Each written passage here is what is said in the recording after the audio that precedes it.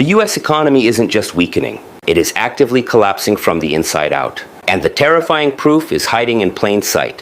When a country casually introduces 50-year mortgages, 15-year car loans, and brutal rent spikes of 30% in a single year, the system has already failed. This is not normal inflation. This is a complete structural breakdown.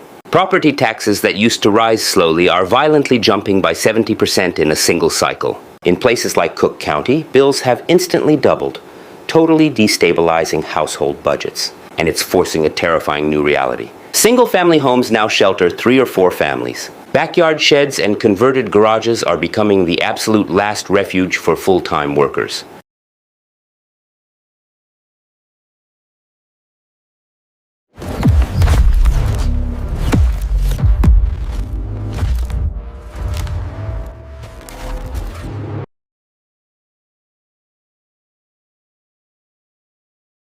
The US economy isn't weakening, it's collapsing from the inside out, and the proof is everywhere. When a country introduces 50-year mortgages, 15-year car loans, and rent spikes of 30% in 1 year, it means the system has already failed. Families are cramming into sheds, professionals earning 6 figures are moving back home, and grocery bills are hitting $500 a week just to survive. Medical insurance doubles overnight. Property taxes jump by $5,000 to $8,000 in a single billing cycle. This isn't inflation. This is structural breakdown. A nation quietly entering its most dangerous economic phase in decades. The first and most undeniable signal that the US economy is breaking apart is the collapse of basic housing mechanics. When affordability dies, every other sector follows. And that collapse is now visible from Miami to Chicago to Southern California. The arrival of 50-year mortgages proves households can no longer meet even the minimum thresholds of traditional lending. A loan stretched across half a century isn't innovation. It's an admission that conventional income levels can't support current home prices under any economic model. Across major metros, the strain is quantifiable. Rent increases of $400 to $800 a month have become normal, not exceptional. Property taxes that once rose slowly are now jumping by 30% to 70% in a single reassessment cycle. A typical homeowner in Cook County saw bills climb from $6,000 to $13,000, instantly destabilizing budgets that were already stretched by higher utilities and insurance premiums. In coastal cities, the price of entry into a modest apartment now requires incomes far above regional standards. Santa Monica's studios demanding nearly $5,000, 1-bedrooms exceeding $6,300, and 3-bed units approaching $12,000 before fees. This is no longer a coastal anomaly. Overcrowding is spreading nationally as millions run out of options. Homes designed for one family now shelter 3 or 4, with 6 to 8 vehicles lining driveways because multi-generational, multi-tenant survival has replaced independent living. Even the lower end of the market has fractured. Converted garages, tool shed efficiencies, and backyard micro-units are becoming the last refuge for full-time workers. These are not temporary disruptions. They are structural symptoms of an economy where wages, taxes, and housing costs no longer intersect. The broader consequence is systemic immobility. People can't move for jobs because they can't afford new rents. They can't downsize because even cheap areas have been inflated by remote work migration. They can't buy because mortgages now function like lifetime leases. And they can't remain where they are because taxes and insurance are pushing ownership into negative cash flow. Housing is not just unaffordable. It has become mathematically incompatible with the income distribution of the country. And when a society can't house its workforce, every other economic pillar begins to fall. The housing breakdown is only possible because the financial foundation underneath it, worker income, has collapsed in real terms. The core crisis of the modern US economy is the widening divergence between what people earn and what basic survival now costs. This is not a minor gap. It is a structural rupture. Since 2020, essentials have risen at multiples far beyond wage adjustments. Food categories that once increased by 2% to 3% a year now rise by 20% to 40% cumulatively. Insurance premiums that hovered around $150 to $200 for many workers have surged toward $350 to $700 per month. Commuting, utilities, and general services follow the same upward trajectory. This is why full-time employment no longer guarantees stability. Even high-income brackets are showing signs of erosion. A salary of $80,000 to $120,000, once positioned as upper middle class, can now be entirely consumed by rent, healthcare, transportation, and debt obligations before savings are even possible. The inflation that policymakers describe as moderate becomes catastrophic when applied to categories that dominate household budgets. A $150 monthly health insurance jump or a $100 rise in utilities is not absorbed the same way a discretionary expense would be. These are non-negotiable recurring charges, and they stack relentlessly. Meanwhile, employers facing automation, cost-cutting, and slowed revenue growth are suppressing wage increases. Entire industries, marketing, design, administrative support, customer service, have watched incomes stagnate or decline as AI and outsourcing replace labor with software. The result is a workforce that is technically employed yet financially deteriorating year over year. This new form of poverty is particularly destructive because it hides behind job titles, degrees, and full-time schedules. The psychological impact is measurable. Workers report having less than $500 left after bills, even with decades of experience. Savings rates have collapsed to near record lows. Retirement contributions are being paused or eliminated entirely. Discretionary spending, once a marker of normal life, is shrinking into survival mode budgeting. The erosion of purchasing power is so severe that even minor price shifts create crisis-level stress. This wage cost divergence fuels every other fragility in the economy. When full-time workers can no longer cover basic monthly expenses, the system loses its ability to regenerate demand, maintain stability, or support long-term growth. The collapse of affordability is not a glitch in the economy. It is the economy. The wage cost divergence becomes even more devastating when you factor in the quiet, relentless financial pressure of the U.S. healthcare system. Medical expenses have evolved from a budget item into a full-scale extraction mechanism, draining workers faster than any rent increase or utility spike. The numbers reveal the severity. Individual insurance premiums that once averaged $150 to $200 per month are now reaching $350 to $750, often withdrawn automatically from paychecks before workers even see their income. Annual deductibles commonly exceed $4,000 to $8,000, guaranteeing that most Americans pay out of pocket before insurance coverage begins to offer meaningful relief. This new burden is not limited to catastrophic events. It affects basic, predictable medical needs. Routine prescriptions, specialist visits, and diagnostic tests have risen far faster than nominal wages. A single urgent care visit can cost $250 without testing. Premium increases of 40% to 70% over a few renewal cycles are becoming the norm across employers, forcing millions to downgrade or cancel coverage altogether. The system effectively punishes anyone who tries to stay insured, while offering no safety net to those who opt out. The most destabilizing part is the shift from insurance as protection to insurance as an ongoing financial liability. Workers now lose hundreds of dollars per paycheck to maintain policies that often provide less coverage than plans from a decade ago. Health-related payroll deductions routinely exceed $700 to $900 for individuals and $1,400 to $2,000 for families, consuming income that was once used for housing, food, or savings. In many cases, medical premiums alone rival the cost of rent in lower-cost regions. This burden fuels a growing reliance on medical forbearance, deferred treatments, and rising personal debt. Even insured individuals are accumulating unpaid medical balances that compound monthly. For many households, the daily interest on past due healthcare bills adds up to more than credit card minimums, making medical debt one of the fastest-growing bankruptcy triggers in the country. The medical burden spiral directly accelerates economic fragility.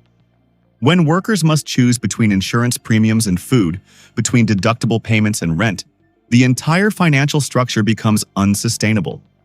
Healthcare, once considered a stabilizing pillar of modern life, has transformed into one of the primary engines pushing fully employed Americans toward collapse. The medical burden spiral feeds directly into the next destabilizing force: the unprecedented surge in everyday living costs. Essentials that once anchored the middle-class budget, groceries, electricity, internet, transportation, are now eroding household finances at a pace no salary structure can match. This is not the moderate inflation described in official reports. It's an accelerated cost explosion that affects items people cannot avoid. Food inflation is the clearest example. Weekly grocery runs that averaged $180 to $220 a few years ago are now routinely surpassing $400 to $600, even for small households. Staples like eggs, poultry, dairy, produce, and basic packaged goods have risen cumulatively by 20% to 60%, while higher quality or organic items have become financially out of reach for millions of families. For those without access to bulk warehouses or discount alternatives, food affordability has collapsed entirely. Utilities, once predictable, now function like variable taxes. Electricity bills that hovered around $120 to $150 in many regions have climbed toward $220 to $300, driven by grid upgrades, fuel costs, and extreme weather demand.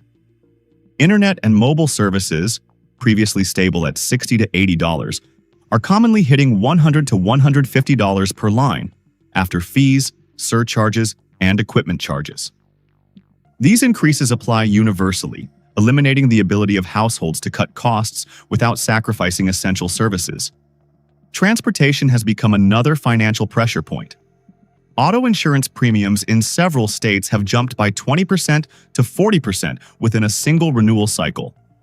Routine maintenance, tires, and diagnostic services carry price tags far above pre-2020 norms. Public transportation fares in major metros have quietly risen through incremental increases and service fees, leaving commuters with higher costs despite declining system reliability. Even leisure activities, once a small relief in a stressful economy, have become luxury goods. A simple movie outing can hit $80 to $90 for 3 adults, excluding snacks or transportation. Personal care services, gym memberships, barber visits, and household repairs have risen by double-digit percentages, pushing everyday quality of life items into discretionary territory. This consumer cost explosion has one unifying consequence: it eliminates financial elasticity. Households no longer have room to absorb unexpected bills, supply shocks, or income disruptions. Every dollar is allocated before it arrives, leaving Americans with shrinking autonomy and rising vulnerability. When daily living costs breach affordability across every category, economic stability becomes mathematically impossible. The consumer cost explosion becomes even more dangerous when paired with the structural breakdown happening inside the labor market.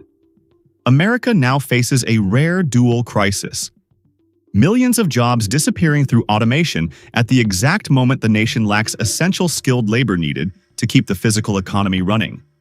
This imbalance, oversupply of displaced white-collar workers and undersupply of trades, marks a fundamental malfunction in the employment ecosystem. AI acceleration is the first catalyst. Entire categories of work, design, marketing, administrative support, customer service, copywriting, are being absorbed by algorithmic systems capable of producing outputs at near-zero marginal cost. Companies that once employed teams of 5 to 10 employees can now operate with one person supervising software. The financial incentive is undeniable, replacing a $65,000 employee with a $49 subscription. As a result, layoffs and hiring freezes are increasingly targeted at office roles previously seen as secure career tracks. Yet while white-collar roles disappear, the country faces an acute shortage of electricians, plumbers, welders, HVAC technicians, and construction laborers. In many states, trade vacancies exceed applicants by ratios of 3 to 1 or higher. The average age of these workers is approaching 50, and retirements are accelerating. Basic infrastructure maintenance, power systems, water lines, public transportation, residential construction, depends on labor that simply does not exist in sufficient numbers. This creates an economy where degrees are devalued, certifications are overpriced, and wages are misaligned with national needs.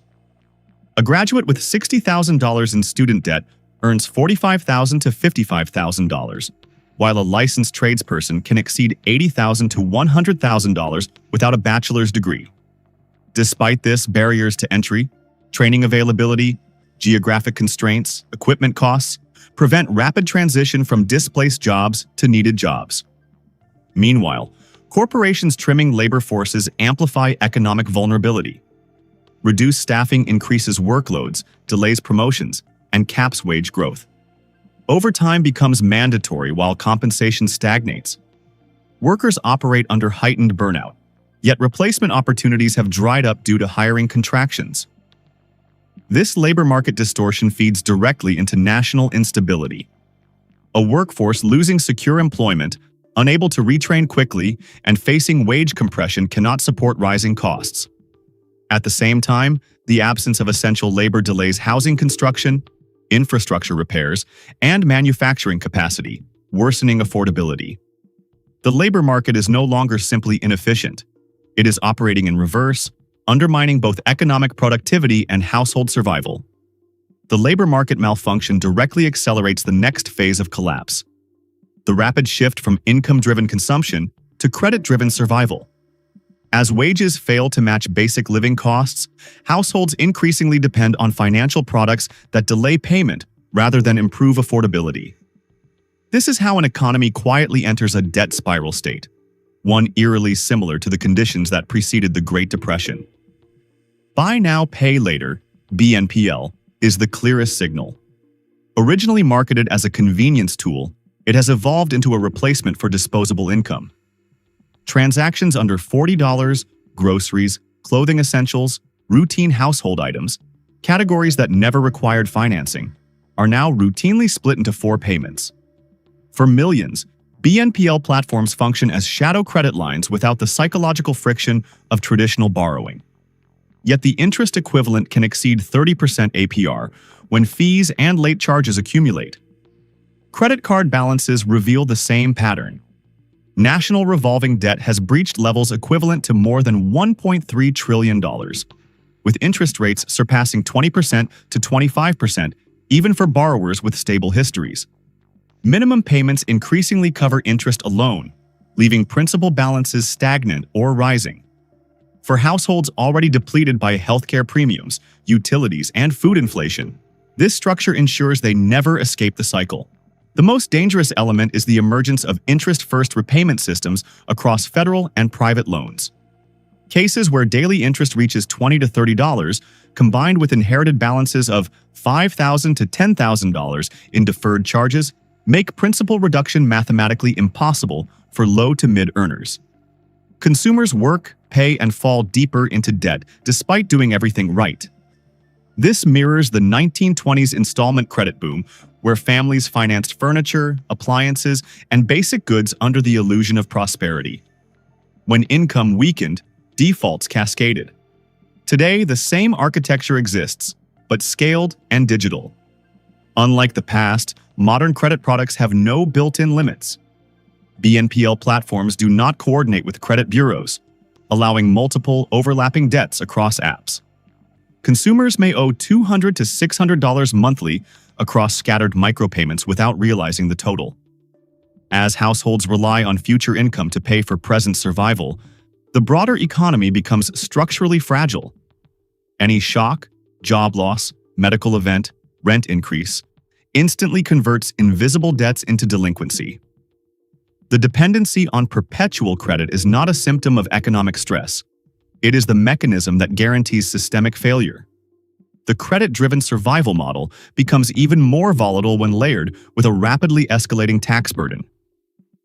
As cities lose population, face pension deficits, absorb rising operational costs, and experience shrinking commercial tax bases, they turn to the only remaining revenue source: ordinary residents.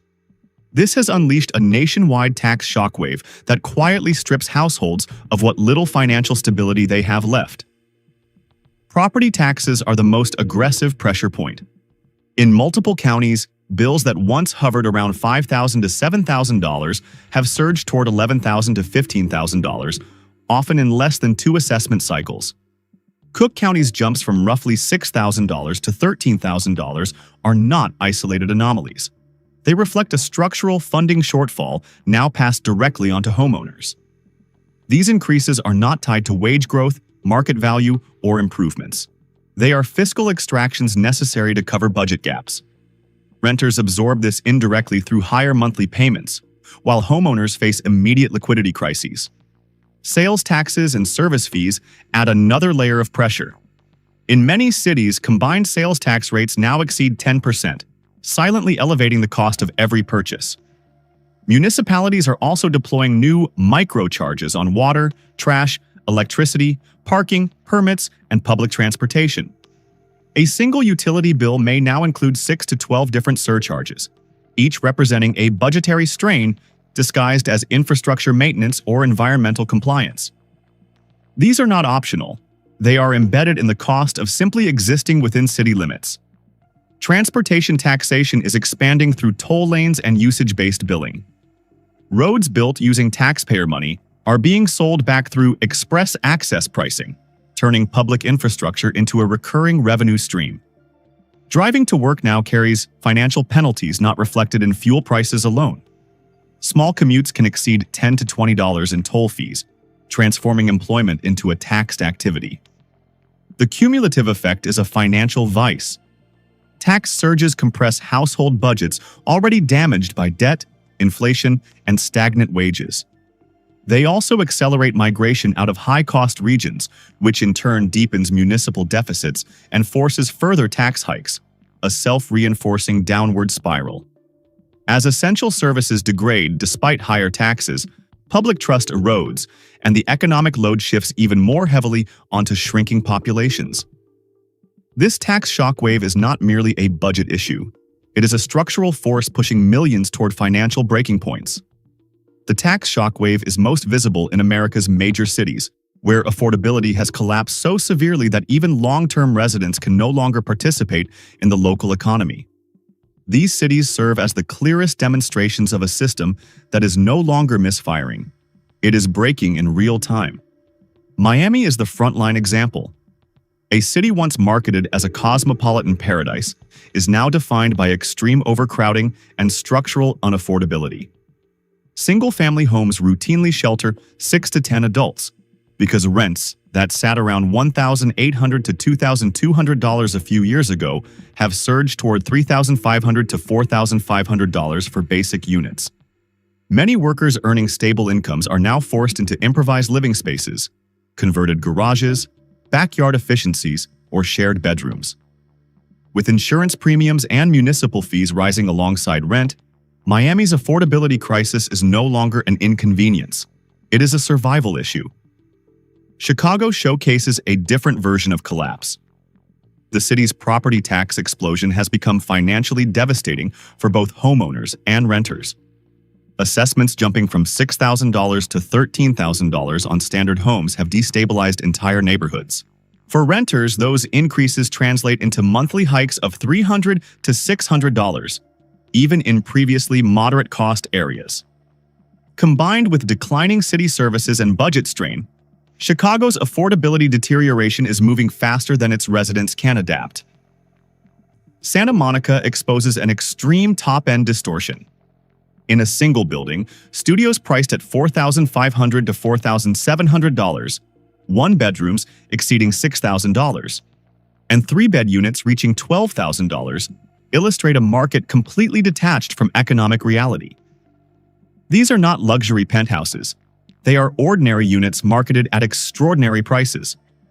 The presence of monthly rents approaching $30,000 for top floors shows how far the region has drifted from any rational standard of cost versus income. New York, long known for high prices, has entered a new phase where even dual-income households struggle to remain within city limits. Rental bidding wars, move-in fees exceeding $5,000, and regulatory costs embedded into every service create a financial threshold that eliminates entire income brackets. The result is mass outbound migration and an increasingly polarized economic landscape where only extreme wealth or extreme sacrifice allows residency. Across these cities, a shared pattern emerges. Affordability is not declining. It has collapsed past the point of recovery. The urban core of the U.S. is transforming into a system where normal workers cannot live, grow, or survive without severe financial compromise, signaling a nationwide urban unraveling. The collapse of urban affordability has triggered a deeper, more corrosive fallout. The unraveling of the middle class at an emotional, psychological, and behavioral level. Economic pressure has reached a point where it no longer affects lifestyles, it reshapes identities. Millions who followed the correct path of education, work, and responsibility now find themselves trapped in a cycle where survival consumes every waking hour. Burnout has become the dominant condition of the workforce. People working 40 to 60 hours a week report having less than $200 to $400 disposable income after basic bills. The result is a population functioning on constant financial stress, unable to participate in cultural life, social gatherings, or personal development. Hobbies that once defined individual purpose, writing, music, art, travel, fitness, are disappearing because people lack both time and energy. Daily routines revolve around commuting, working, paying bills, and recovering enough to repeat the cycle. The erosion of aspiration is even more alarming. Traditional milestones, homeownership, financial independence, marriage, children, retirement, are now inaccessible to large segments of the population. Many adults in their late 20s to early 40s report that they cannot afford a one-bedroom apartment without assistance. Even those earning $70,000 to $90,000 annually are stuck living with parents or roommates because every cost category has decoupled from income. Dreams once considered achievable now feel like relics of a past economy. This psychological collapse feeds directly into social detachment. People withdraw from communities because participation has become too expensive. Social media highlights lifestyles, weddings, international trips, luxury apartments that feel impossible, creating a constant comparison loop that intensifies the sense of personal failure, even when the cause is systemic. The middle class isn't disappearing quietly. It's dissolving from the inside out.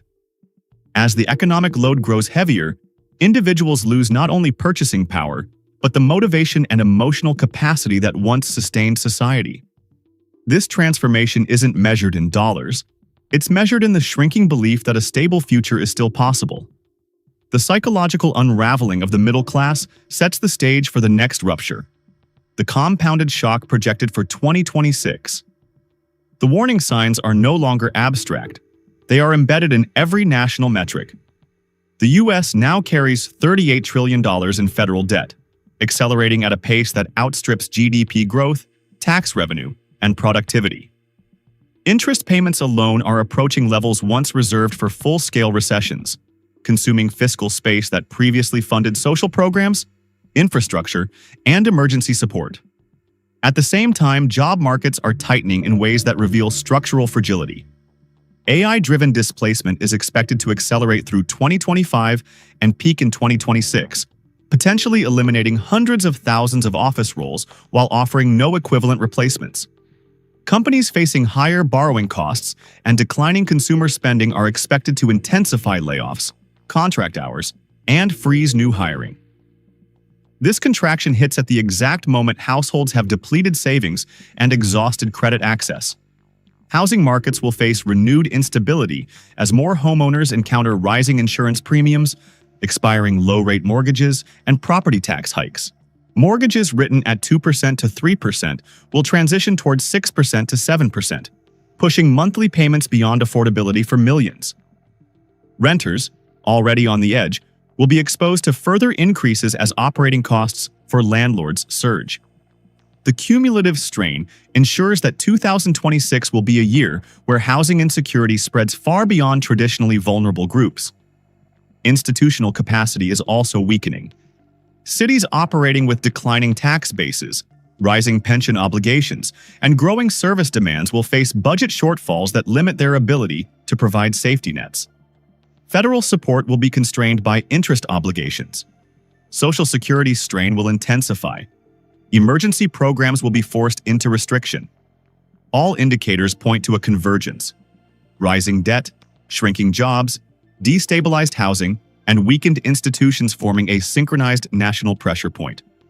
And when all four fail together, the system doesn't bend, it breaks.